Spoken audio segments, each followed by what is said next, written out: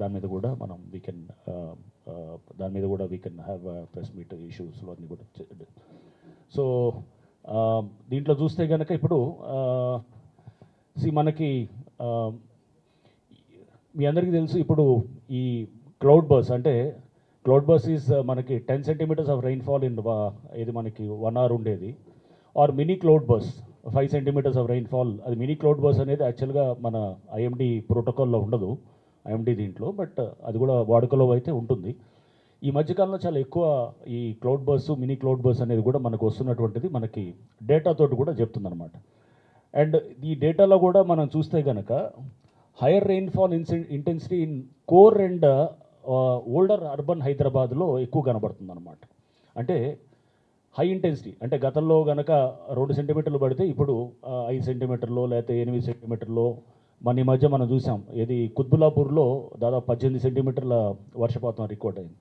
So అంటే high intensity రెయిన్ఫాల్లు, higher రెయిన్ఫాల్లు ఇన్ కోర్ ఏరియాస్ అంటే మెయిన్గా చూస్తే కనుక శేర్లింగంపల్లి అంటే మనకి ఇది మాదాపూర్, గచ్చిబౌలి, ఇది కోర్ హైదరాబాద్ అంతా కూడా దీంట్లో కూడా ఎక్కువ రికార్డ్ అవుతుంది when compare to suburban areas అనమాట. సబర్బ్స్లో తక్కువ ఉంటుంది.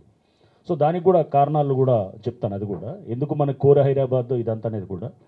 అండ్ డేటా కూడా ఏం చెప్తుందంటే మనకి ఈ హెవీ స్పెల్స్ అనమాట. హెవీ స్పెల్స్ అంటే షార్ట్ ఇంటెన్స్ స్పెల్స్ అనమాట.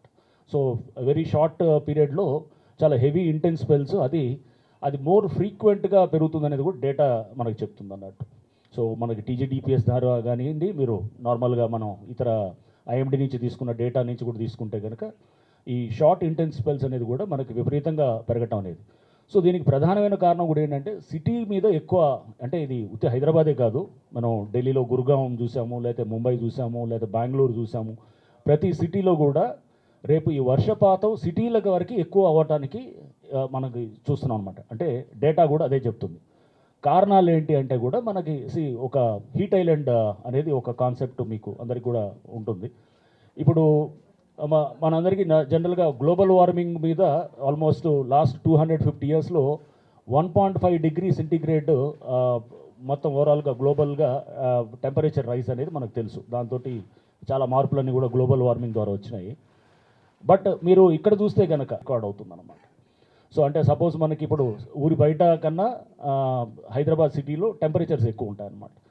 ఈ టెంపరేచర్స్ ఎక్కువ ఉండటంతో కూడా మనకి హీట్ ఐలాండ్ కాన్సెప్ట్లో న్యాచురల్గా మనకి ఏంటంటే మాన్సూన్ తోటి ఇప్పుడు వచ్చేటటువంటి ఏదైతే మాయిశ్చర్ ఉంటుందో, ప్లస్ ఆ మాన్సూన్ మాయిశ్చరే కాకుండా నార్మల్గా లోకల్గా ఉన్నటువంటి మాయిశ్చర్ తోటి కూడా మనకి కన్వెక్టివ్ కరెంట్స్ అంటే దీంతో పైకి ఇది ఈ వాటర్ వేపర్ ఇదంతా పైకి వెళ్ళటం, ఈ కండెన్స్ అవ్వడానికి కావాల్సిన పొల్యూషన్ కూడా విపరీతంగా ఉండటంతో కావాల్సినటువంటి పొల్యూటన్స్ న్యూక్లియర్ లాగా అంటే అది దాని చుట్టూ వాటర్ డ్రాప్స్, అది మాయిశ్చర్ ఫామ్ అవ్వటం, ఇది క్లౌడ్ మళ్ళీ అక్కడే పట్టడం అనేది.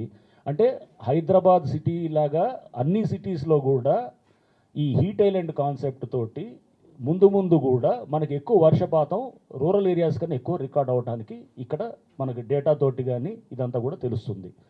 సో అందుకోసం మనం గతంలో కన్నా మనం లాస్ట్ 25 yearsలో కూడా చూస్తే కనుక 3 times ఎక్కువ మనకి ఇది ఫ్రీక్వెన్సీ ఆఫ్ ఇది రికార్డ్ అవుతుంది అనేది కూడా. అంటే ఇది ఈ క్లౌడ్ బర్స్ ఇది అనేది కూడా మనం గత 25 yearsలో పాత 25 years బ్యాక్ డేటా కూడా చూస్తే అది మనకి ఆ డేటా ఉన్నట్టు కూడా మనకి తెలుస్తుందని.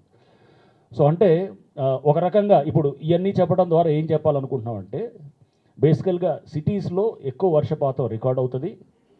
సబర్బ్స్ లైక్ మనకి మేడ్చల్లు లేకపోతే అవతల బయట ఉన్న దానికన్నా కానీ సిటీస్లో ఎక్కువ అవుతుంది. సో దానికి కావాల్సినటువంటి అర్బన్ ఫ్లడ్ మేనేజ్మెంట్ ఇన్ఫ్రాస్ట్రక్చర్ అనేది కూడా చాలా కీలక పాత్ర పోషిస్తుంది అనమాట సిటీస్లో. అర్బన్ ఫ్లడ్ మేనేజ్మెంట్ ఇన్ఫ్రాస్ట్రక్చర్ అంటే ఏం వస్తుంది? సో అంటే ఇది మనం మేనేజ్ చేయలేకపోతే కనుక ఈ వరదలు అనేది నిత్యకృతంగా మనకి ప్రతి సంవత్సరం కూడా మనకి ఈ వరదలు అనేది వస్తుంటాయి. ఈ వరదల్లో నష్టపోయేది కూడా ప్రధానంగా పేద వర్గాలే నష్టపోతాయి. ఎందుకంటే న్యాచురల్గా వీళ్ళు లో లయింగ్ ఏరియాస్లో ఉంటాయి, లేకపోతే వాళ్ళు ఇల్లులు కట్టేటప్పుడు కూడా హైట్ లేపకుండా మామూలుగా మీరు చూస్తే కనుక ఎక్కువ ఖర్చు కాకుండా తక్కువలో ఉంటుంది. సో అన్నీ కూడా కాలనీస్ అన్నీ కూడా ముప్పుకుంటాయి. నెక్స్ట్ ఈ బస్తీలు కూడా లో లయింగ్ ఏరియాస్లో వాటిల్లో ఉండే వాళ్ళు ఉంటారు. అంటే ఈ వచ్చేటటువంటి ఈ ఫ్లడ్ దీంతో వచ్చే ఇక మీద వాటిల్లో పేద వర్గాలే నష్టపోతుంటారు. ఇప్పుడు మనం చూసిన ప్రతి చోట కూడా ఈ వర్షంలో వాళ్ళే ఎక్కువ నష్టపోయినట్టు కూడా కనబడుతుంది. సో దీనికి మనం ఈ అర్బన్ ఫ్లడ్ మేనేజ్మెంట్ ఇన్ఫ్రాస్ట్రక్చర్ని పెంచాలంటే కనుక ఖచ్చితంగా చెరువుల్ని పునరుద్ధరించాలి, నాలాల్ని పునరుద్ధరించాలి. నాలా నెట్వర్క్ ఏదైతే ఉందో దాన్ని వీలైనంత వరకు మనం తీసుకురావాలి. మీ చెరువులు మనకు తెలుసు దాదాపు 60-70% ఆఫ్ ద లేక్స్ మొత్తం డిసపేర్ అయినాయి. నాలాస్ అయితే కనుక చాలా చోట్ల నాలాస్ అసలు కనెక్షన్ కూడా లేదు. అండ్ గతంలో 10 మీటర్లు వెడల్పు ఉండే నాలాలు ఇప్పుడు హార్డ్లీ 1-2 మీటర్స్ కూడా వెడల్పు లేనటువంటి పరిస్థితులు మన సిటీ అంతా కూడా మనకున్నదన్నమాట. సో దీన్ని మనం నాలాల్లో పునరుద్ధరణ చేయటం అనే దాని మీద ఈ మనం అంటే నెక్స్ట్ 50 ఏళ్ళు 100 ఏళ్ళు సిటీ కనుక మనకి జాగ్రత్తగా కాపాడుకోవాలంటే కనుక సో దీన్ని తప్పకుండా మనం ఈ ఎంక్రోచ్మెంట్స్ని మనం చెక్ చేయాల్సిన అవసరం ఉంటుంది. రిజ్యూనేషన్ చేయాల్సిన అవసరం కూడా మనకి చాలా ఉంటుందన్నమాట. ఇది లేక్స్ని, వాటర్ బాడీస్, పార్క్స్ కూడా. ఎందుకంటే వెజిటేషన్, చెట్లు ఉంటాయి, చెట్లు కూడా వీళ్ళు యాక్ట్ యాజ్ అది కూలింగ్ ఎఫెక్ట్ కోసం అనమాట. ఎందుకంటే మీకు తెలుసు ఇందాక 3 to 5 degrees ఎందుకు ఎక్కువ ఉన్నది హీట్ ఐలాండ్ కాన్సెప్ట్లో. సింపుల్, మన కాంక్రీట్ స్ట్రక్చర్స్ చాలా వస్తాయి, కాంక్రీట్ బిల్డింగ్స్ ఇవన్నీ వచ్చినప్పుడు, ఆ బిల్డింగ్స్ వచ్చినప్పుడు మొత్తం కాంక్రీటైజ్ అయిపోయింది. మొత్తం మీకు అది మనకి కోఎఫిషియంట్ ఆఫ్ రన్ ఆఫ్ అని ఉంటుందన్నమాట. ఆ కోఎఫిషియంట్ ఆఫ్ రన్ ఆఫ్ 0.98, 0.99 ఉందన్నమాట. అంటే 100 లీటర్లు వర్షం పడితే కనుక హార్డ్లీ 1 లీటరు నీళ్లు ఇంకుతాయి లోపలికి, తక్కిన 99 లీటర్లు బయట అట్లా పారి చెరువుల్లోకి లేకపోతే ఎక్కడ అంటే రోడ్ల మీద పారి డ్రైనేజీలకు వెళ్ళిపోవటం జరుగుతుందన్నమాట. సో అంటే మనకి ఇంత దీంట్లో అంటే వాటర్ కూడా మనకి హోల్డ్ చేసేటటువంటి స్ట్రక్చర్స్ లేవు, అండ్ లేక్స్ లేవు, వాటర్ డ్రైన్స్ లేవు, ఇవన్నీ లేవు. కాబట్టి ఈ పునరుద్ధరణ అండ్ దీంట్లో ఇందాక నేను చెప్తున్నటువంటి ఆ హీట్ ఐలాండ్ దీంట్లో కూడా మీరు ఒకసారి చూడాల్సింది ఏంటంటే ఈ కాంక్రీటైజేషన్ అవ్వడంతో అక్కడ టెంపరేచర్ అంటే రేడియేషన్ కూడా ఎక్కువ దాన్ని ట్రాప్ అయిన తర్వాత మనకి ఎక్కువ వర్షాలు కూడా మనకి సాయంత్రం పూట అంటే ఈ కూల్ అయిన తర్వాత సాయంత్రం పూట మెల్లిగా కనెక్టివ్ కరెంట్స్ తోటి మనకి అంటే this is the pattern. Suburbs కన్నా సిటీలో ఎక్కువ పడుతుంది నెంబర్ 1. నెక్స్ట్ ఎక్కువ కూడా సాయంత్రాల పూట అంటే కూల్ అయిన తర్వాత పడుతుంది అనేది అదొక మనం అనుకోవాలి. నెక్స్ట్ షార్ట్ ఇంటెన్స్ స్పెల్స్ ఎక్కువ అవుతాయి, అంటే ఎక్కువ వర్షపాతం ఉధృతంగా పడుతుంది. దీనికి మాన్సూన్ దీంతో అంటే మాయిశ్చర్ తోటి మాన్సూన్ మాయిశ్చర్ ఉన్నా కానీ లోకల్ ఫ్యాక్టర్స్ తోటి అక్కడ లోకల్ క్లైమాటిక్ దీంతో కూడా మనకు అవుతుంది. అంటే మనం ఈ పరిగణలోకి తీసుకోవాలనేది చెప్తుందన్నమాట. సో ఈ సిటీలు అంటే అర్బన్ సిటీస్ మొత్తం ఇండియా వ్యాప్తంగా కానీ మనం ఎక్కడైనా కానీ చూసినా కూడా దీనికి మనం సన్నాహితులై ఉండాలి. And encroachments especially water bodies, పార్కులు, నాలాస్ అనే దాని మీద చాలా చాలా అంటే ఎస్పెషలీ దీంట్లో స్టేక్స్ ఎవరికి ఉంటాయి. ఇప్పుడు మనం చూస్తే కనుక యంగర్ జనరేషన్కి. సో మనం ఇప్పుడు జెన్ జెడ్ మనం చూసాం, వాళ్ళు నేపాల్లో చాలా ప్రధాన భూమిక పోషించారు.